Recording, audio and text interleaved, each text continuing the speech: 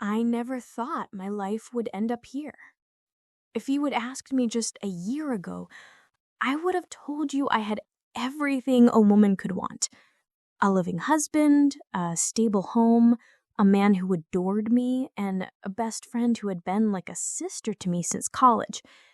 I thought my circle was safe. I thought the people I trusted most would never be the ones to tear my world apart. But the truth is, it wasn't them who did it.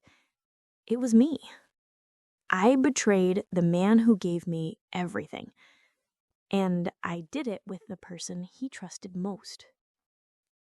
It started so small, like all disasters do. My husband, Mark, has always been the type of man who carries himself with quiet confidence. He isn't loud or flashy. He isn't the kind of man who constantly needs validation. He simply loves. And he loved me so completely, it almost felt overwhelming sometimes. We had been married 7 years, and though the passion wasn't as fiery as in the beginning, there was warmth, comfort, and consistency. But then there was Ryan, Mark's best friend since childhood, the one who had been the best man at our wedding, the one who had spent countless holidays at our table, who I had cried and laughed with over a dozen life milestones. Ryan was different from Mark. Where Mark was steady, Ryan was exciting. He had that dangerous charm that drew people in. He was quick with a joke, always knew how to make a room brighter, and he never shied away from flirting with me in the playful, teasing way. It had always been harmless, or at least that's what I told myself. For years, it was nothing. I'd roll my eyes at his comments, laugh at his silly nicknames for me, and think nothing of it.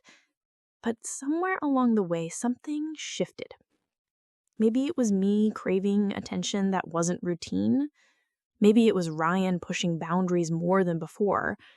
Or maybe it was both of us, knowing exactly what we were doing while pretending it was all innocent. The night it happened still replays in my head like a movie I can't stop watching. Mark had gone on a short business trip. Nothing unusual. He trusted me completely. And why wouldn't he? He had no reason to doubt me. Ryan came over under the pretense of keeping me company. He brought wine, as he often did, and we sat in the living room laughing and talking like we always had. But then his hand brushed mine, and instead of pulling away, I let it linger. The electricity of that moment felt like fire rushing through my veins. I should have stopped it. I should have said no, but I didn't. We kissed, and that kiss shattered the world I thought I lived in. It wasn't long before it went further, and I told myself over and over again that it was just a mistake, just a one-time lapse in judgment. But once the line was crossed, it was impossible to uncross it. The guilt was immediate, but so was the desire.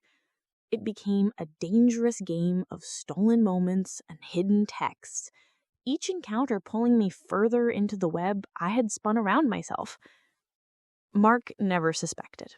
He still looked at me with love in his eyes, still brought me coffee in the mornings, still kissed me on the forehead when he left for work. Every time he did, I felt like I was suffocating under the weight of my own betrayal.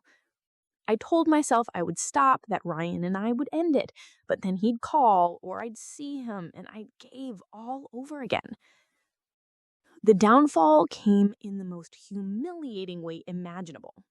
Mark wasn't snooping, he wasn't suspicious. He simply borrowed my laptop one evening because his had run out of charge. And I hadn't thought about the messages. I had grown careless. When he opened the browser, the chat history was right there. Explicit, undeniable. Our words in black and white. He didn't yell. He didn't break things. He didn't accuse. He just stared at me with this look I will never forget. A mix of disbelief and soul-crushing pain. And then he said the words that broke me. With him? My best friend? The silence afterwards was unbearable. Ryan tried to call him, tried to explain, but Mark wanted nothing to do with either of us. He walked out that night, and within a week he had moved his things into his brother's house. I thought maybe he'd cool down. Maybe he'd be open to talking, but I underestimated the depth of the betrayal. It wasn't just that I had cheated, it was that I had done it with the one person he trusted like family. It cut deeper than anything else could have. The aftermath was brutal. Friends we shared took sides, but most sided with him. I became the villain, and rightfully so. Ryan and I didn't last. How could we? There was no foundation there, just lust and bad decisions. Once the affair was out in the open, it collapsed under the weight of reality. He moved away not long after, leaving me with nothing but the wreckage of 2 destroyed relationships. Mark, on the other hand, began to rebuild. Slowly at first, but then with a kind of quiet determination. He picked up new hobbies, started traveling, even met someone new within the year. I see pictures, sometimes, through mutual acquaintances. He looks lighter, freer, genuinely happy in a way he hadn't been with me for a long time. It hurts to admit, but I think he's better off without me. As for me, I live in the shadow of my choices. I wake up every day with the memory of his face when he realized what I had done burned into my mind. I destroyed the one person who loved me most, and for what? For fleeting excitement? For selfishness? For nothing that lasted. People always ask why. Why would someone throw away a good marriage for something so shallow? And the truth is, there isn't a good answer. Sometimes people destroy their own happiness because they confuse comfort for boredom, loyalty for routine. I convinced myself I was missing something when in reality, I had everything. And now I have nothing but regret. If you've ever wondered what betrayal looks like from the inside, it's this. It's not glamorous. It's not worth it. It's the sound of a door closing behind the man who loved you and the knowledge that it will never open again.